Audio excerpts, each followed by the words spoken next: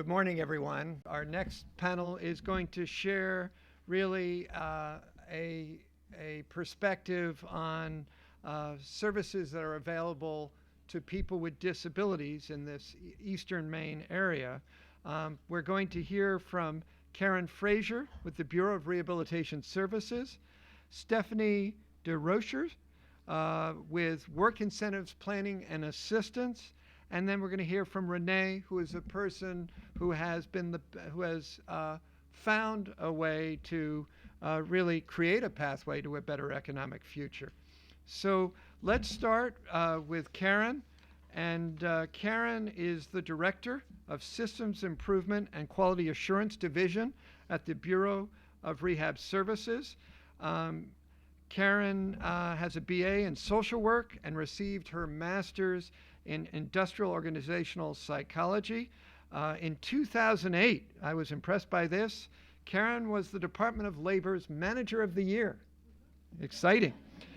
So let me turn to Karen, who can give you some insights in terms of what vocational rehabilitation can do and that piece of the puzzle. Thanks. Well, good morning, everyone. I'm going to start a bit with talking about the primary mission of the Bureau of Rehab Services is to provide full access to employment, independence, and community integration for people with disabilities. The services provided by our Bureau result in Maine people with disabilities living independently, becoming employed in competitive jobs, reducing reliance upon public benefits, and contributing to the Maine economy.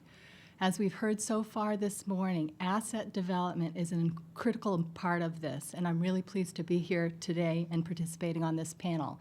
I'm also really pleased to see some familiar faces in the audience and some not familiar faces in the audience, because I think we can be doing more. Employment is critical to people improving their economic well-being, but I think that many of you would agree that finding suitable employment is not easy. I'd ask you to think back to the first job that you ever got, or perhaps the stress you felt if you suddenly found yourself unemployed. Now, I would ask you to consider how especially difficult this is for somebody who has a disabling condition that gets in the way of daily functioning and their activities that they'd like to do. Yet, when you ask people with disabilities, a majority say they want to work. A majority want to increase their self-sufficiency. So to that end, and part of the puzzle, the picture, the Bureau of Rehab Services has two divisions. One is the Division for the Blind and Visually Impaired, and the other is the Division of Vocational Rehabilitation Services. You'll often hear us referred to as VR for short. We have VR counselors who work out of 9 different career centers across the state as part of the Maine Department of Labor. On your chairs, you've probably found our brochure. I'm going to just hit a couple highlights in there, and then you'll have that as a takeaway. But first, I do want to talk about the career centers themselves as part of the workforce investment system here in Maine. They offer many, many services to job seekers and employers, including the Maine Job Bank, which is a free online job posting service. There are job search workshops, job fairs, and numerous resources.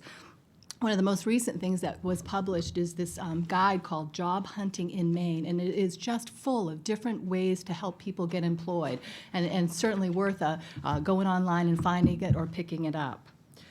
But when people with disabilities need more than what's generally available in the career centers or things that they can do on their own networking, their family, that kind of thing, connection to DVR or DBVI makes a lot of sense and can be very beneficial to them in their pursuit of employment. Specifically, to be eligible for voc rehab services, VR services, a person must have a disability that keeps them from getting or keeping a job, and they must need VR services to that end, to find or to keep a job. The services that we provide are time limited and based upon individual skills, abilities, and disability-related needs. Every individual is assigned a voc rehab counselor to work with them to develop an individualized plan for employment. We call it an IPE. Here we go with VR, IPE, lots of acronyms always. Career exploration and labor market information are very important as people we work with make informed choices about jobs and careers. We really emphasize good planning, and taking a comprehensive look with people about their vocational rehabilitation needs. Because of that, every person's VR employment plan is different, and we will consider any service someone needs to achieve an agreed-upon vocational goal.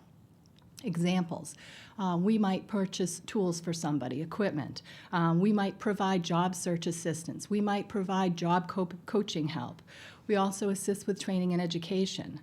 We help many, many people every year increase their educational levels, maybe achieving that high school diploma. If you're a kid coming out of school, it might be achieving a post-secondary degree. We also help a lot of people with self-employment. People want to start up their own business and see that as a good strategy to get them to be employed. All of these can build, as we've heard already today, build a person's individual personal assets.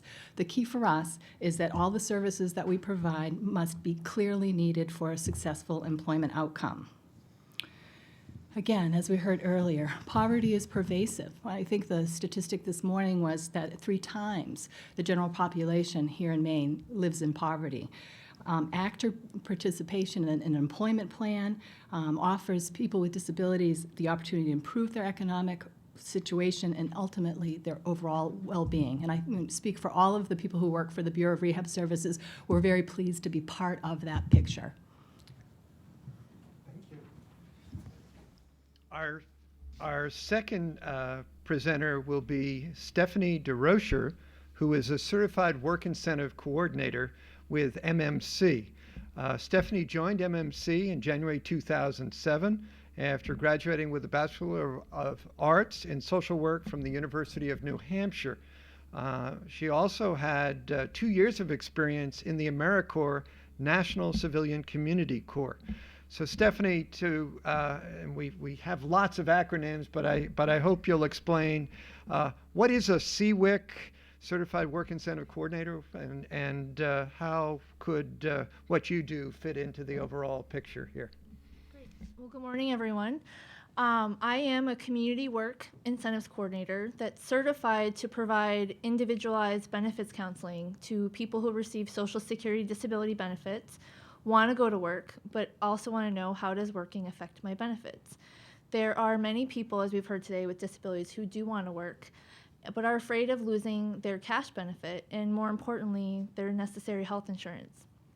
And so CWICs were positions that were created all over the country. There's someone like me who can sit down with consumers and go over, if you want to go back to work, this is how much you're allowed to earn. And we do this in an individualized manner because not everyone receives the same benefits.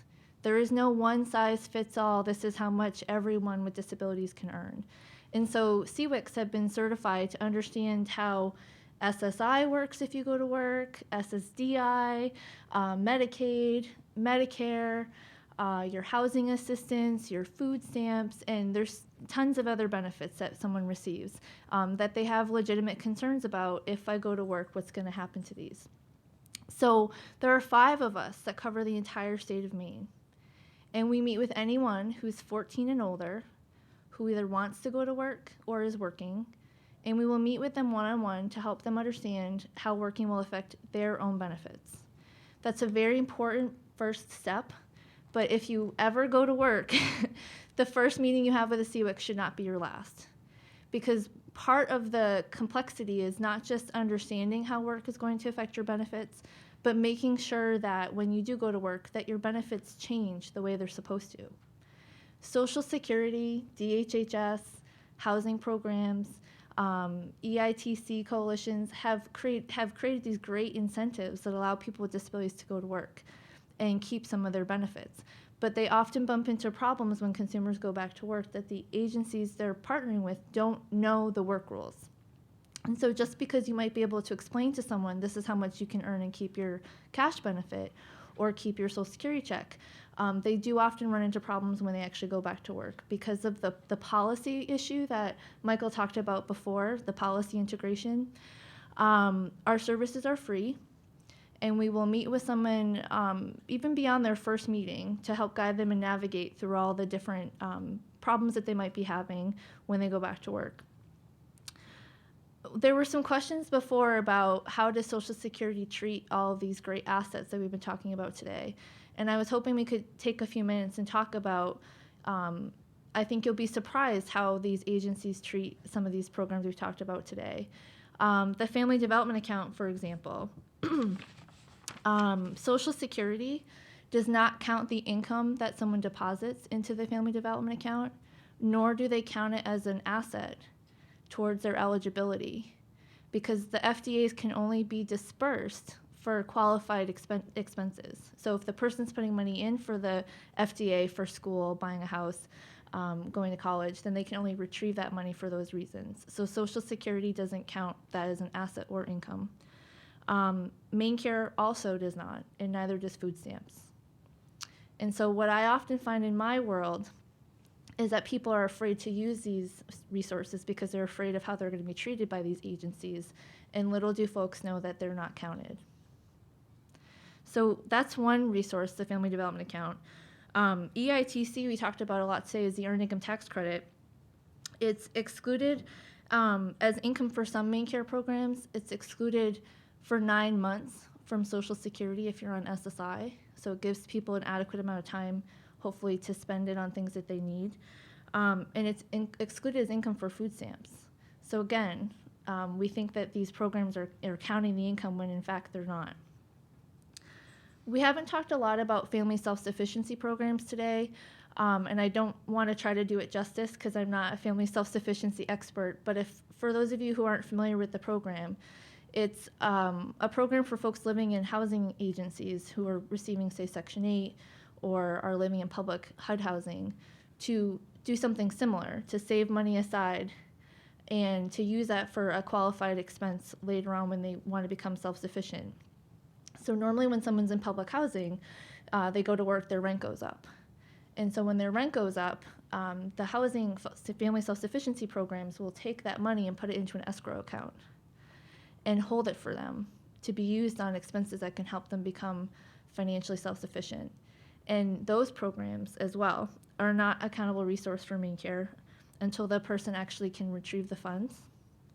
And it's not counted for Social Security either. I have a strong passion for asset development, if you couldn't tell, being a CWIC. I actually first came into contact with the EITC coalition through my AmeriCorps experience. At a young age of 22, I joined a national service program, and one of my assignments was to help run a tax coalition in Washington, D.C. And for the last 9 years, it's been a really important part of my professional or my personal volunteer experience, is that people who don't have a lot of income, don't have a lot of resources, are spending a lot of money to have a pay prepare to get their taxes done.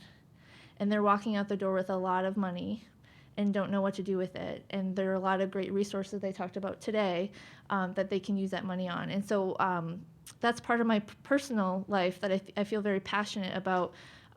These family self-sufficiency programs, FDAs, but there's also some Social Security asset programs that I don't know if many of you are familiar with. One is called the PASS program, Plan to Achieve Self-Support. Social Security recognizes that their own asset limits sometimes keep people in the way of achieving their dreams as well. And so people can apply for a PASS if they have a vocational goal and have expenses that are necessary to reach their job goal, that they can tuck money away into a PASS account, and anything that's in that PASS account is not accounted for housing, for food stamps, for Social Security, for MaineCare, and can hopefully potentially help someone become financially independent. I think that's all I want to say. Wonderful.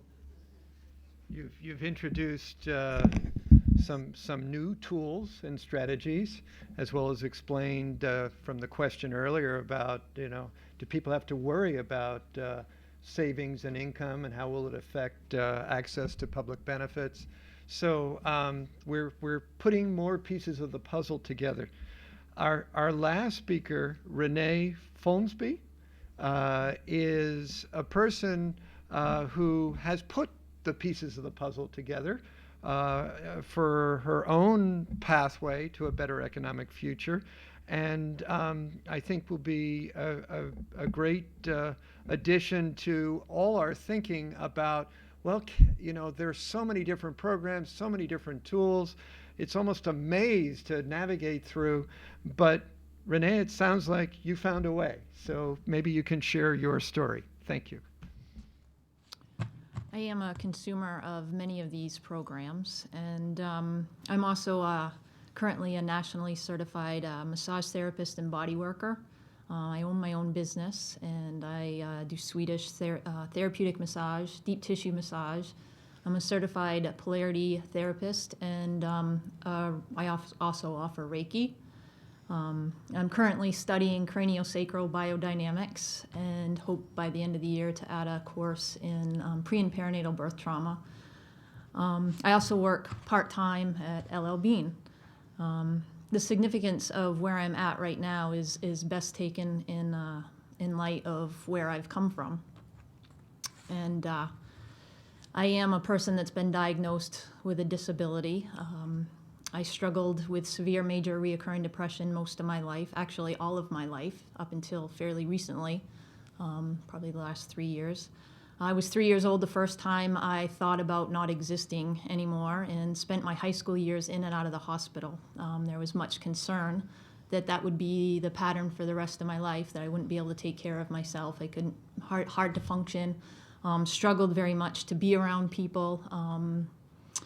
And I think I was a senior in high school before I was actually able to call and order a pizza over the phone because it was so challenging to talk with people. And it took me 15, 20 minutes to work up the courage and write down the words.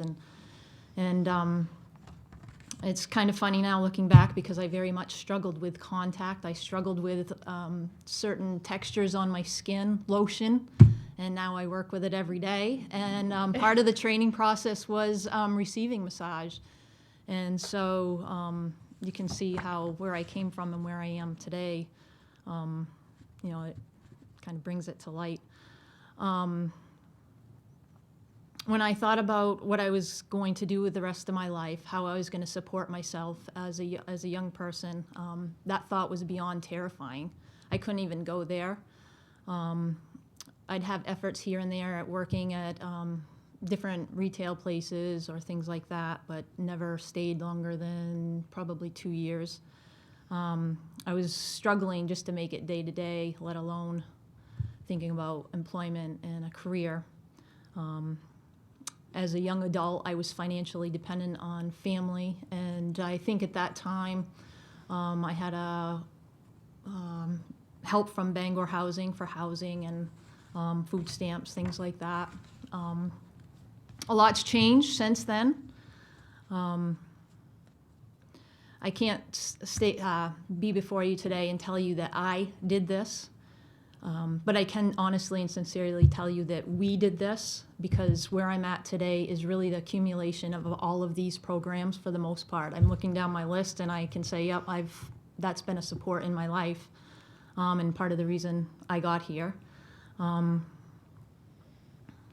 There's been many, many programs and many people in my life, and that's really the only way for me to get where I'm at. I was fortunate enough to find a career field that took what was considered a disability and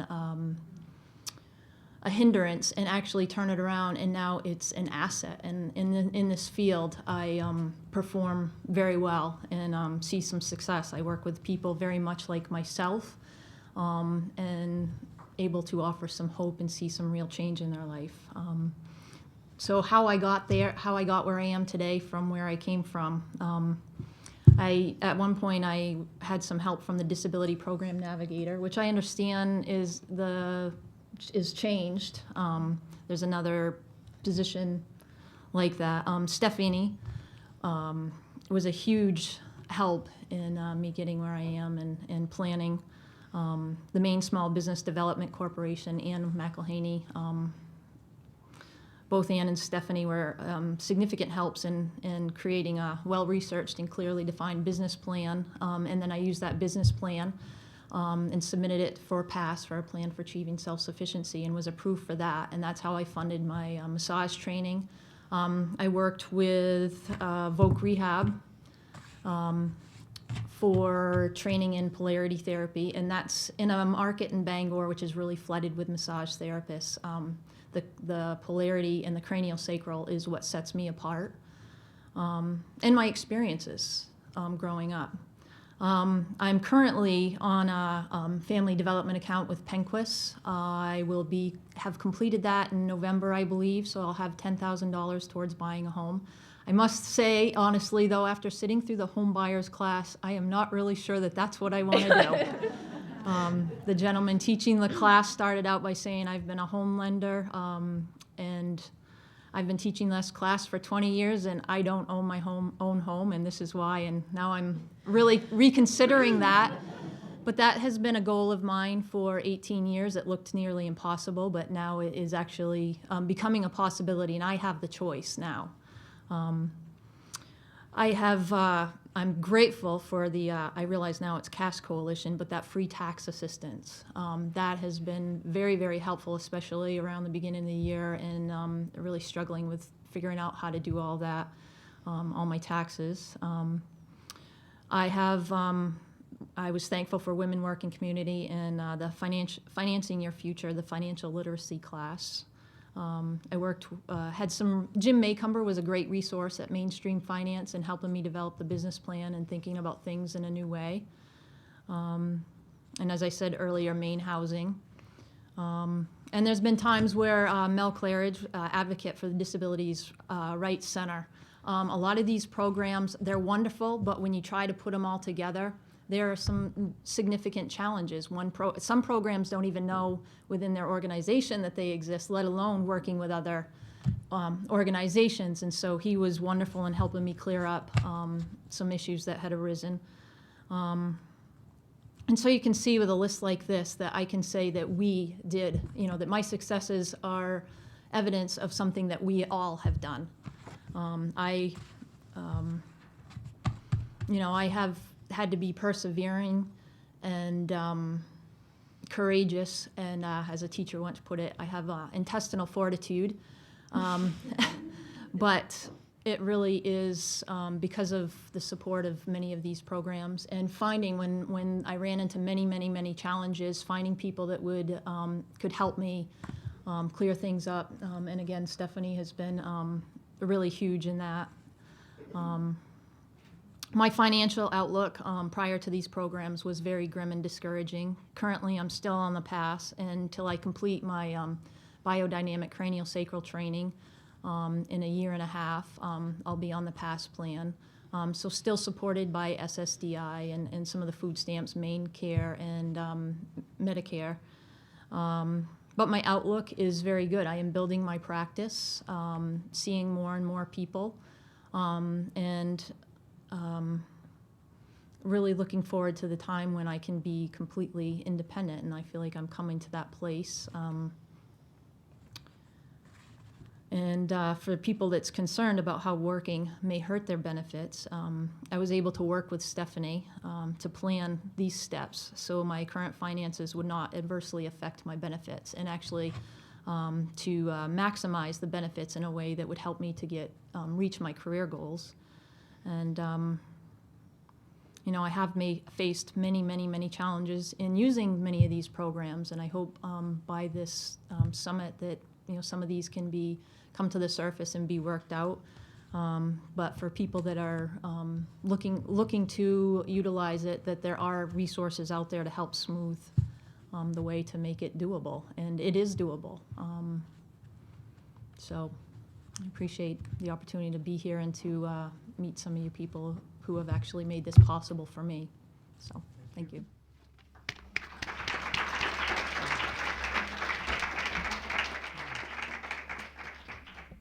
I think that Renee has found that pathway, and there are, again, as each of these panelists has shared, each person's personal map will be different.